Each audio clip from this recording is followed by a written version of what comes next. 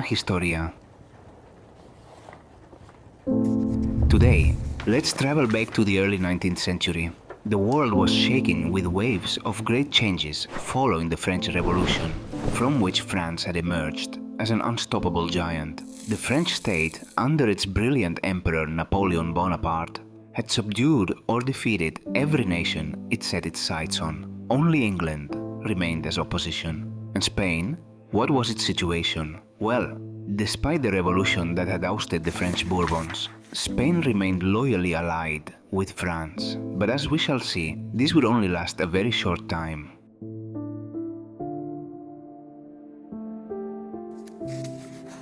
In 1805, the Franco-Spanish fleet was practically destroyed by the English fleet in the famous Battle of Trafalgar.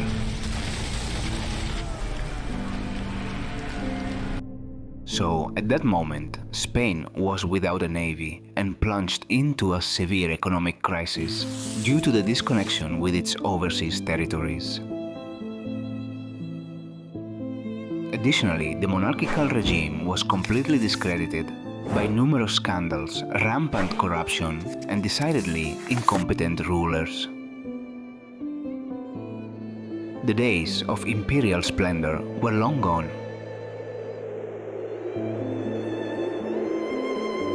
Thus, in October 1807, Napoleon, under the pretext of attacking Portugal, England's traditional ally, ordered the occupation of Spain with an army of 100,000 men who quickly took control of the main Spanish cities without any opposition from Charles IV and his advisors.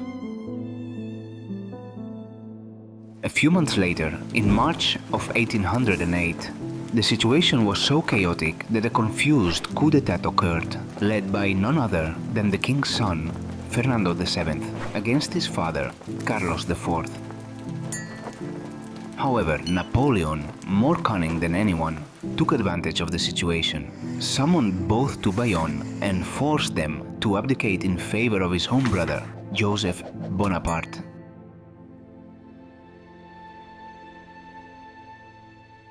How did the people in Spain react to such a delirious situation? Well, with a foreign king and subjected to the abuses and outrages of the occupying army, the population eventually revolted, and defense juntas were formed throughout the country to oppose the invader. The uprisings were crushed with great harshness, especially in Madrid, where on the 2nd of May, French soldiers caused a real bloodbath.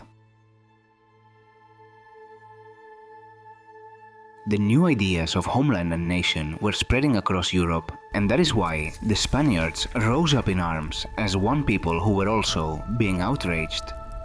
When the news spread, the reaction was furious, and thus began the War of Independence. But what did the French High Command really intend in Spain? Let's see. First, to deal with Portugal to isolate England definitively from the continent. Establish a puppet regime in Spain. Conquer Gibraltar, free the French squadron that was in the port of Cadiz, sheltered there since the defeat at Trafalgar. And finally take Seville, where the core of the resistance and the arsenals, producing large quantities of armament, were located. Thus, the French General Dupont headed towards Cadiz with 20,500 soldiers. On the 31st of May, he crossed the Despeñaperros Pass and entered Andalusia. Throughout their journey along the Royal Road, the French, who had already demonstrated their brutality in Madrid, destroyed and burned everything in their path. The Spanish guerrillas harassed them during their advance, but could not stop Dupont's entry into Córdoba. The Napoleonic army looted and abused the defenseless city and its people in a disgraceful manner.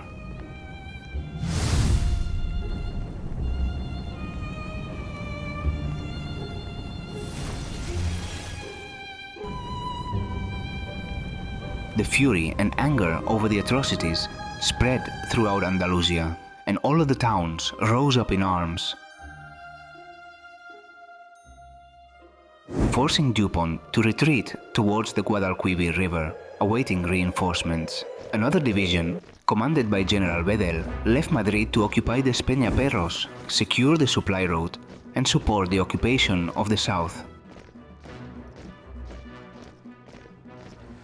Meanwhile, the insurgents, coordinated by the Supreme Junta of Spain and the Indies, began to organize a large army under the command of General Castaños.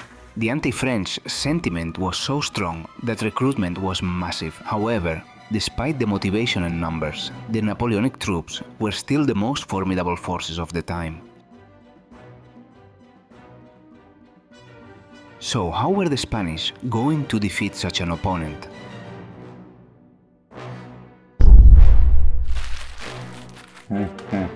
A very risky strategy was devised, called the Porcuna Plan. This consisted of a pincer movement with 3 divisions. The first, under Castaños himself, would pin down the French army in Andújar, while 2 others would cross the Guadalquivir at 2 points, meet in Bailén and attack the French army from the rear, preventing their escape towards the Despeñaperros.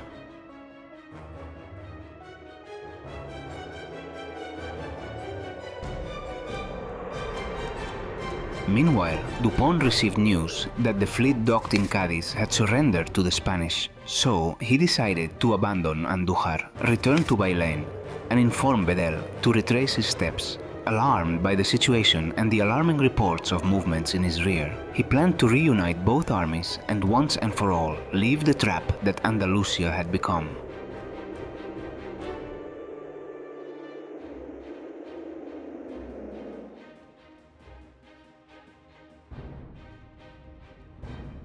Thus, at 3 in the morning on the 19th, the vanguard of the French column encountered the Spanish vanguard guarding the Royal Road, marking the beginning of the Battle of Bailén. Field Marshal Reading had positioned his troops in an arc at the entrance of the town and left about 3,000 soldiers in the north in anticipation of Bedel's division's expected return.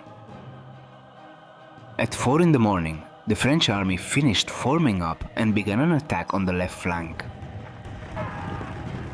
The Jaén regiment tried to withstand the onslaught of the cuirassiers and dragoons, but was decimated and only managed to retreat with the help of the Spanish cavalry, which came to cover the retreat. The French did not pursue, missing a great opportunity to break the entire left flank and secure a swift victory. Dupont then launched a column towards the center. An artillery duel began before the charge, but the Spanish had superiority due to having heavier pieces. Nevertheless, the French infantry continued advancing, to which Reading responded by sending his cavalry. The Farnesio regiment was swept away by French musketry and had to withdraw. In the ensuing confusion, the French line pulled back to reorganize. The inexperienced garrochistas, overcome with enthusiasm, charged at them, believing they were retreating only to find themselves surrounded and massacred. Of the 400 who charged, fewer than 100 returned.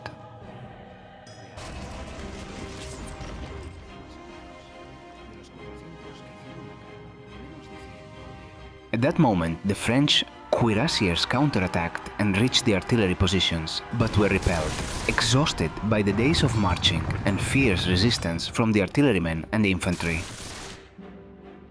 Around 9 in the morning, it was the turn of the Spanish right wing, which moved towards the French left flank, trying to take the hills of Los Tumacares. The Regiment of Military Orders and the Olivenza cavalry faced the Paris Guard and the 3rd Legion, but their maneuver was neutralized by the formidable French cavalry moving unopposed across the battlefield.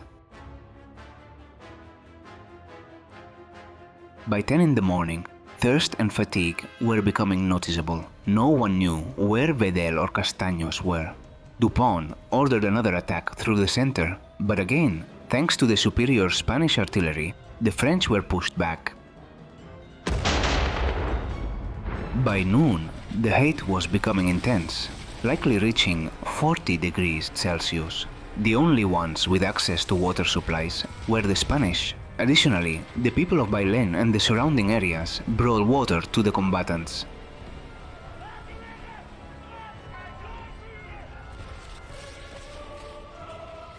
The French could barely stand, demoralized by the heat and what seemed to be the Spanish Thermopylae. At that moment, Reding decided to counterattack and force the French infantry to retreat.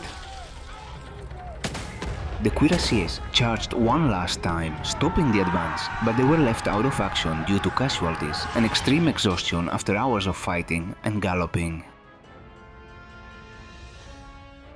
Dupont, desperate after 5 hours of combat and with no sign of Wedel, decided to play his last card. He ordered the elite Imperial Guard Marines, the same ones who had sown terror in Madrid on May 2nd, to form up. With the remaining 2,000 soldiers and himself leading the advance, they faced the Spanish line. The Imperial Guard advanced steadily under fire from all sides, aware that this was their last chance.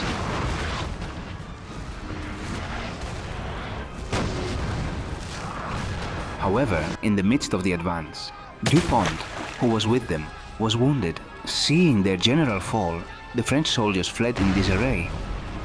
At that moment, the first Spanish battalions appeared from Andújar, surrounding the remnants of the French army, which had no choice but to surrender. It was 1 in the afternoon, and the battle was over. The Spaniards had made history.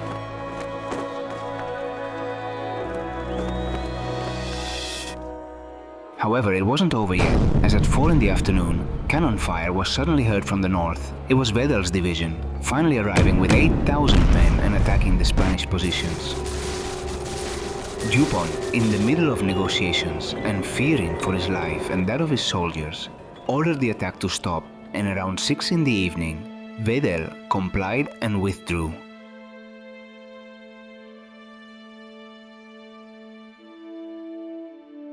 The negotiations concluded with the complete disarmament of Dupont's soldiers and the guarantee that they would be transported to France by sea under the oath that they would not fight in Spain again. Additionally, the French had to return everything they had looted in Córdoba and other localities. Finally, on July 23rd, the Napoleonic troops left Bailén, marching out, while the Spanish soldiers rendered honors.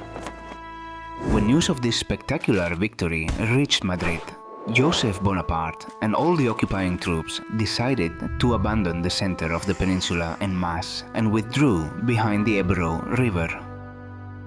But what happened to the protagonists of the battle? Despite the terms of the surrender, the hatred and memory of all the looting and atrocities committed by the French in Andalusia persisted.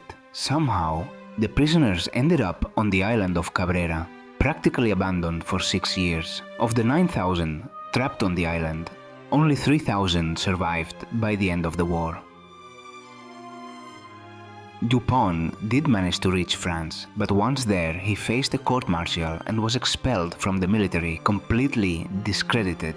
General Castaños received all the medals and honors for the victory, but later suffered a defeat in Tudela and also faced a court-martial. As for Field Marshal Reding, who had led the battle, he received little recognition and continued to fight in Catalonia, where he eventually died during the battles in Tarragona. Why is this battle so decisive? After the victory at Bailén, Napoleon himself took command and came to the peninsula to restore his brother to the throne. The war continued for many more years until 1814, but the tenacity and bravery of the Spanish people and soldiers showed the world that the formidable Napoleonic army could be defeated. Moscow and Waterloo marked the end of the French Empire, but the first note of the Requiem was sounded in a small town in Andalusia, in Bailén.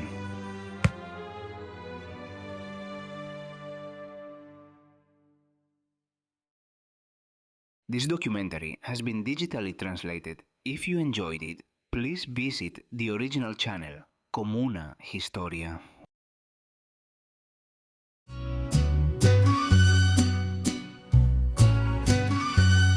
En la tierra de Bailén, el pueblo orgulloso se alzaba. Frente a la opresión, con valor se enfrentaba. La lucha era dura, pero la esperanza no moría. Con cada grito de libertad, su fuerza crecía.